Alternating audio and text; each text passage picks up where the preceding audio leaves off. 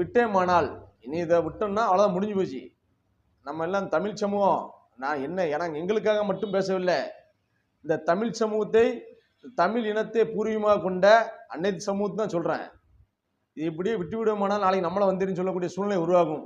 ஆகையால் தமிழ் சமூகத்தினுடைய முன்னோர்களையும் வரலாற்றையும் தமிழ் சமூகத்தினுடைய வரலாற்றையும் மக்களிடத்திலே பறைசாற்றுவதற்காக இனி தமிழ்நாடு பறையர் பாதுகாப்பு பேரவை ஆதி தமிழர் எழுச்சி என்ற புரட்சி, எழுச்சின்னு சொல்லலாம், புரட்சின்னு சொல்லலாம், ஆதி தமிழர் புரட்சி கழகம் என்ற பெயரிலே இனி மக்களுக்கான தமிழ் சமூகத்துக்கான அரசியல் பயணத்தை தொடரும். அனைத்து தமிழர்களும் ஆதரவு தர வேண்டும் என்று கேட்டுக்கொள்கிறேன். இனி தமிழ்நாடு பறையர் பாதுகாப்பு பேரவை ஆதி தமிழர் புரட்சி கழகம் என்ற பெயரிலே பயணிக்கும் என்று சொல்லிக்கொண்டு விடைபெறுகிறேன். நன்றி, வணக்கம்.